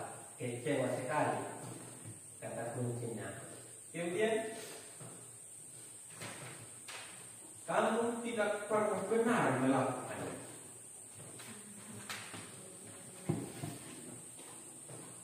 Kamu melanggar terus peraturan sekolah. Kamu tidak pernah benar. Kira-kira posisi seperti apa? Ya, betul, dan hukum. Kemudian menghadik. Yang berikut, ayolah lakukan dengan bapak atau ibu yang betul sekali teman. Yang berikut, apakah kamu mau mendapatkan stiker bintang hari ini? Itu mungkin kalau kita pakai sistem stiker. Saya juga pernah menerapkan dulu pakai poin. Saya pakai hitung poin. Kira-kira pada posisi seperti apa?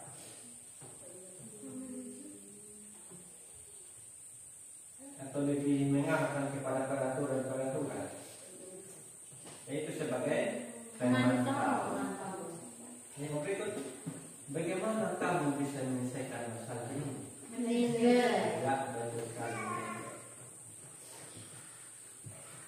Yang terakhir, kamu selalu paling terakhir. Menghukum. Ya, betul, menghukum. Ada kumpul terakhir, kamu yang paling terakhir. Kita menghukum siswa. Yang berikut, yang terakhir, segitiga restitusi. Ya, kita lihat yang berikutnya segitiga. Ada yang warna merah dan warna apa yang di tengah? Biru. Kayak biru-biru lagi. Biru. Lalu segitiga restitusi yang paling dasar dan yang pertama yang kita lakukan yaitu menstabilkan identitas. Yang kedua, kita kasih validasi kebutuhan. Yang ketiga, meyakinkan menanyakan keyakinan. Di menstabilkan identitas, ya kita bisa berkata setiap orang pasti pernah melakukan kesalahan. Jadi kamu bukan satu-satunya yang pernah melakukan ini. Kalau validasi kebutuhan, ya, kamu tentu punya alasan mengapa melakukan itu.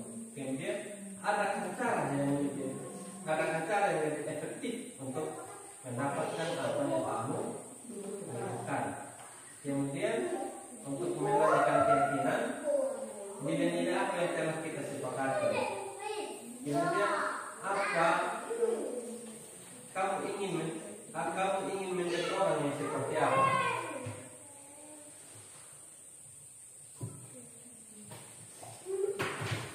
Nah, itu untuk segi 3. Ya, saya contohkan yang lalu yang di video. Yang memang itu kejadian nyata dari siswa tersebut. Ada satu siswa sampai di sekolah marah dengan dia punya kawan karena dia tidak tunggu saat datang di sekolah. Datang dia punya kawan juga pada saat itu dia sedikit terlambat ini datang, makanya dia ketinggal sampai di sekolah. Ya, dia merasa marah, kecewa, dan tidak senang karena tidak ditunggu. Biasanya kan harus sama-sama pada sekolah. Saya dari kejadian itu, saya bersyukur pas ketemu juga masalah yang langsung seperti itu. Jadi saya simulasi dengan kejadian nyata juga. Ada kesalahan teknis sebenarnya itu validasi tindakan bukan validasi kebutuhan. Jadi tindakan itu bisa menyadari tindakan yang dilakukan. Jadi dia sampai dengan marah-marah, kalau kita langsung tanya dengan dia punya permasalahan, pasti dia tidak akan jawab jujur. Jadi kita harus tenangkan dulu.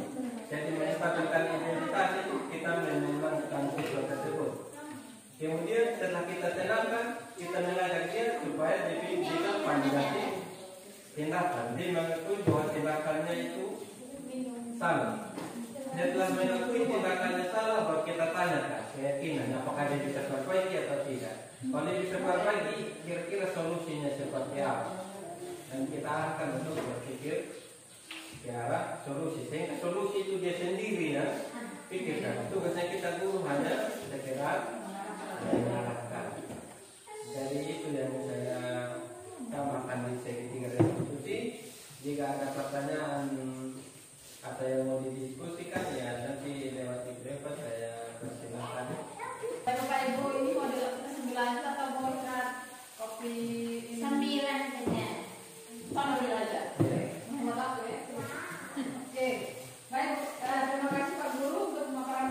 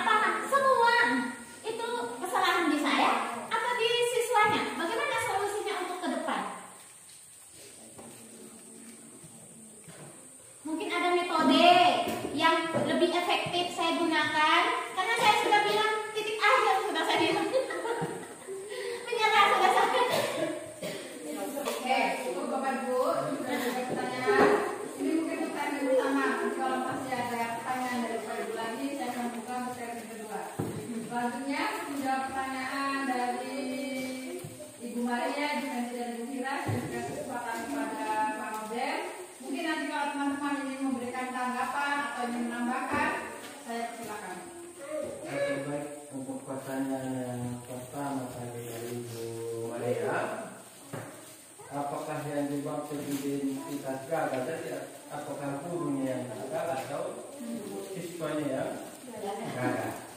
Oke, baik. Kita punya tugas atau kita berada di sekolah, tentu kita memiliki harapan supaya siapa yang sukses Bapak Ibu? Siswa. Ya, kita bagi guru kita di sekolah, kita mau siapa yang sukses? Siswa. Jawabannya siswa dengan sukses. Oke, baik, terima kasih. Dalam pemikiran Ki Hajar Dewantara, saat kita berada di sekolah, segala-galanya adalah siswa. Apapun yang kita lakukan adalah siswa. Dalam memandang siswa, kita juga tidak boleh memandang dalam satu arah. Terkait dengan pikirnya kita tadi. Ketika siswa hadir di sekolah, kita tidak boleh memandang siswa sebagai kertas kosong. Dulu buat kuliah mungkin ada teorinya itu bahwa siswa itu kertas kosong, tugasnya kita guru untuk menuliskan mengisi apa saja di kertas kosong tersebut. Dalam pemikiran Ki Hajar Dewantara, siswa itu bukan kertas kosong, tapi siswa itu sudah memiliki tulisan atau goresan-goresan. Namun tulisan dan goresan-goresan itu belum jelas, masih sama-sama. Jadi tugasnya kita guru adalah bagaimana yang sama-sama itu menjadi jelas dan menjadi terang. Dan tentu kita harus perhatikan sesuai kodrat murid tersebut. Murid kita tidak bisa paksa untuk harus bisa pada satu hal, sementara dia punya kodrat bukan pada posisi seperti itu. Yang berikut kaitan dengan identitas gagal, apakah guru yang gagal atau yang sukses. Dan tentu ketika kita berada di sekolah, kita maunya identitas siswa itu menjadi identitas sukses. Nah, contoh identitas sukses dari siswa, ketika siswa memiliki motivasi internal atau motivasi intrinsik. Nah, ketika dia masih dalam posisi merasa bersalah, posisi dia jengkel dengan guru, berarti siswa berada pada identitas gagal.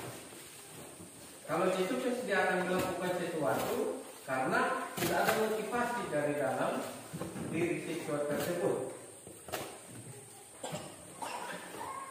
Kalau tidak ada motivasi dari dalam dan kita tidak menyembuhkan dari dalam, berarti siswa tersebut masih dalam identitas gagal. Jadi yang kita utamakan dari identitas itu bagaimana kita membuat siswa berhasil. Nah, untuk membuat siswa berhasil ya, kita dengan memilih posisinya kita dalam memperlakukan siswa. Apakah kita mengambil posisi sebagai guru hukum, kita menghasilkan identitas siswa yang gagal, karena dia tidak akan menyelesaikan. Mungkin ketika tadi, kenapa kok begitu? Oh, tadi ada begini Pak. Padahal masalahnya lain, dia akan berbohong. Yang seharusnya dia bisa terbuka dengan kita dan dia bisa menyelesaikan masalahnya dia. Ya, apakah kita guru juga gagal? Ya, coba kita pikirkan lagi untuk diri kita sendiri. Apakah memang kita gagal atau tidak? Kalau menurut saya, kita tidak bisa salahkan diri kita sendiri. Kenapa kita tidak salahkan? Karena otaknya kita, ini otak berpikirnya belum kita latih, dan kita belum tahu apa yang harus kita lakukan. Jadi itu secara otomatis keluar apa yang kita lakukan. Oleh karena itu kita harus melatih kita untuk melihat penyebab dari suatu masalah, dan dari masalah itu yang membuat masalah bisa menyelesaikan masalahnya sendiri dan harus mencari solusinya sendiri lewat tiga restitusi. Ya, semoga setelah ini ya saya juga masih terus berefleksi, karena kadang juga Bapak Ibu sudah terbiasa pakai otak tengah ini dan otak bagian belakang. Kadang juga sudah pelajari, tiba-tiba ada masalah, langsung marah. Ya karena memang sudah terbiasa. Ya oleh karena itu kita butuh refleksi, butuh juga kolaborasi. Mungkin setelah ini kalau ibu-ibu lihat sama, baik ingat segitiga kecil. Nah, karena tidak bisa satu kali kita harus langsung berubah. Butuh proses dan butuh latihan. Apalagi saya ini posisikan hukum terus ini untuk naik ke atas ini butuh proses. Lompat banyak ini. Kalau Bapak ini sudah ada posisi teman ya gampang nanti naik ke posisi manajer. Ya mungkin kalau proses nanti bantu juga diingatkan. Ya kalau Bapak Ibu juga nanti yang sudah ikut ini sosialisasi hari ini ya kalau ini apa saya pasti ingatkan kita harus saling mengingatkan. Karena kadang emosi itu tidak terkontrol dia. Iya. Karena otak bagian belakang ini yang duluan yang lebih nyaman karena ketika dia bekerja dia akan berusaha untuk menghemat energi. Nah sebenarnya menurut kita menghemat energi, padahal sebenarnya dia menguras energi. Iya. Kalau spontan langsung, menurut dia hemat energi, padahal sebenarnya menguras energi kita. Iya, seperti itu. Karena dia refleks kan? Yang berikut pertanyaan kita tadi dari ini. Ya. Saya coba baca ulang. Pertanyaan dari Stendi tadi, beliau menanyakan mengenai restitusi. Misalkan murid validasi perilakunya, misalkan murid membuat salah, lalu guru memberikan nasihat, lalu menanyakan apa yang akan dilakukan gitu. Lalu murid memutuskan untuk timba air atas konsekuensi yang telah diperbuatnya. Apakah itu termasuk hukuman atau tidak? Karena ada kesepakatan untuk hukuman itu. Oke, baik. Terima kasih Bu Pen, pertanyaan yang sangat bagus. Ya, kalau posisi seperti itu, kalau masalahnya tidak berkaitan dengan air, berarti itu masuk hukuman.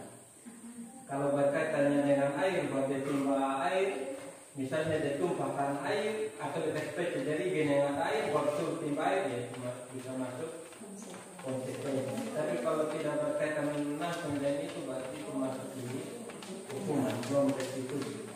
Nah kalau restitusi ya kita harus menggali dia. Bagaimana kira-kira setelah kamu buat ini, dia bisa melakukan konsekuensinya dan dia berpikir kira-kira keyakinan apa yang dia lakukan, nilai apa yang dia lakukan. Karena dari nilai yang dia yakini itu baru kita bisa kuatkan dia. Kalau kita langsung suruh, kalau timba air berarti tidak, kita belum menguatkan terhadap suatu nilai. Jadi kalau belum ada nilainya kita belum masuk di restitusi. Dari nilai itu nanti dia bisa ini timbul motivasi intrinsiknya supaya nanti dia tidak melakukan hal yang sama atau yang mirip dengan hal tersebut. Dan pertanyaan ketiga dari Ibu Fira. Ya, baca. Dari Ibu Fira ini mengenai pengalaman yang sudah di akhir. Pengalaman mengenai sudah memberikan materi atau pembelajaran dengan materi yang diulang-ulang, tapi siswa juga tidak paham. Apakah ini ada peran guru dan mohon diberikan atau dibantu dengan solusinya. Dari metode atau apa? Oke, baik, terima kasih Bu. Ini mau kalau sama. Ini Karena ada guru penggerak belajar menemukan masalah-masalah begitu. ya betul sekali Bu Eva. Jadi kalau masalah-masalah seperti itu, itulah pentingnya kelompok belajar. Sebenarnya kalau ada masalah seperti itu kita harus bahas di kelompok belajar. Ya, komunitas belajar. Dari komunitas belajar itu Nanti kalau kita coba mendalam, kira-kira seperti apa siswa tersebut. Coba juga minta rekan guru untuk mengamati proses pembelajaran kita untuk apa jangan sampai dari rekan guru nanti ketika kita mengajar ada sesuatu yang kita bisa dapat masukan. Misalnya kalau kontekstual kan materinya tentang apa. Kalau kadang kita tidak terpikir bisa saja orang lain mencoba kontekstual kan ini. Misalnya kalau menghitung apa tentang segi 3 atau segi 4 atau tentang sudut yang bisa dikaitkan dengan kehidupan sehari-hari. Misalnya kalau tentang sudut, ya bagaimana membuat rumah bisa stick. Ya bisa dengan harus mengetahui sudut. Dia harus tahu bagaimana cara menghitung sudut. Ya bisa dengan kalau ini apa bisa dengan menggunakan mungkin di dalam pembelajaran pakai meja saja benang, kalau ada lista kemudian buat tarik benang dari sebelah sana kemudian sebelah sini, ya tinggal hitung sudah jarak berapa ke sana dari titik ujung, kemudian jarak berapa ke sana dari titik ujung, nanti bisa dapat rumah yang siku atau bisa dapatkan sudut yang siku. Jadi sudut siku berapa? 90 derajat. Ya coba mereka kalau ada usul derajat bisa pakai usul derajat, kalau tidak pakai usul derajat bisa pakai rumus segitiga. Sisi berapa tambah sisi misalnya sisi bawah tambah sisi atas yang dikuadratkan ya. Kemudian nanti bisa dapat sisi miringnya panjangnya berapa. Nanti bisa ya kita coba buat seperti itu. Sehingga mereka ketika belajar siku-siku, apa itu siku-siku, tapi bisa mereka terapkan di dalam kelas. Ya nanti kalau saya juga butuh sebenarnya saya rencana besok, ya mungkin besok kalau mau pikir tidak berkenan hari, saya juga minta besok untuk teman mengamati pembelajaran saya. Saya ada rencana besok. Ya, iya, saya belum sampai situ, tapi saya minta masukan dari besok. Ya mungkin saya saya kembalikan. Baik, ini untuk diskusi tanya jawab pada kali kita yang pertama cukup menarik sekali dari apa yang sudah kita bahas. Apakah ada masih pertanyaan dari Bapak Ibu guru supaya saya bukakan yang kedua kalau tidak pas? Karena tidak ada rasa pertanyaan dari Bapak Ibu semuanya, ini sudah pada paham. Baiklah, demikianlah sesi diskusi tanya jawab kita. Semoga apa yang kita diskusikan pada proses diskusi kita hari ini dapat bermanfaat bagi kita, terutama bagi anak-anak didik kita di kelas maupun di sekolah kita masing-masing. Demikianlah sesi diskusi kita. Kita akan masuk pada sesi refleksi. Refleksi akan diikuti oleh Pak Nabila. Oke, baik, terima kasih Pak. Untuk rekan-rekan jika masih ada dengan mengajar setelah ini kan masih bisa kita diskusi lepas, mungkin kita bisa diskusi di kantor, di bawah pohon, bisa ya. Untuk refleksi hari ini ada 3 pertanyaan dari saya. Yang pertama, ya untuk kertas warna apa Bu? Warna pink saja. Ya, warna pink. Tolong isikan dulu supaya saya Silakan Ibu isikan perasaan selama proses kita hari ini. Apa yang dirasakan? Jawab saya jujur. lapar atau apa? Karena kita dalam guru penggerak ya kita harus melakukan refleksi. Jadi ibu melakukan refleksi, dari hasilnya ibu saya melakukan refleksi juga. Untuk perbaikan ke depan. Untuk masyarakat aksinya berikut nanti Aksi. Aksi 2 kali.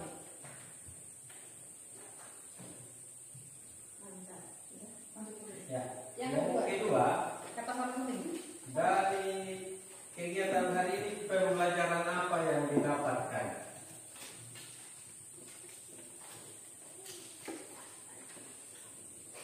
Apakah ada hal baru yang didapatkan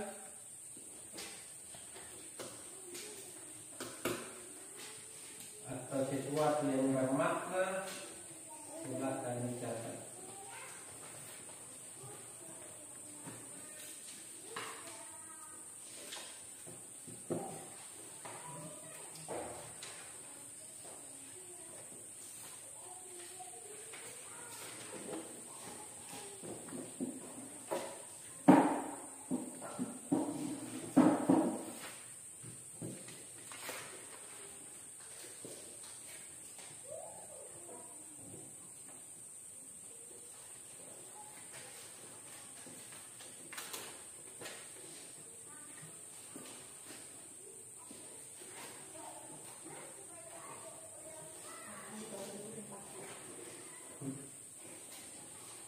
Apa yang pertanyaan ketiga Bu? Yang ketiga, bagaimana penerapan ke depan dari proses atau materi yang didapatkan tadi, kira-kira bagaimana Ibu menerapkannya ke depan? Baik Bapak Ibu, refleksi sudah kita laksanakan, nanti akan dianalisis atau ditindaklanjuti oleh Pak Nobel. Baik, berikutnya adalah kegiatan penutup. Kita akan menutup kegiatan kita mengenai aksi nyata yang dilakukan oleh Pak Nobel mengenai budaya positif. Kiranya apa yang kita diskusikan, apa yang kita bahas hari ini di ruangan ini menjadi bekal bagi kita untuk memberikan yang terbaik bagi anak didik kita di kelas maupun di sekolah kita masing-masing. Demikianlah kegiatan aksi nyata budaya positif yang dilakukan oleh Pak Nobel.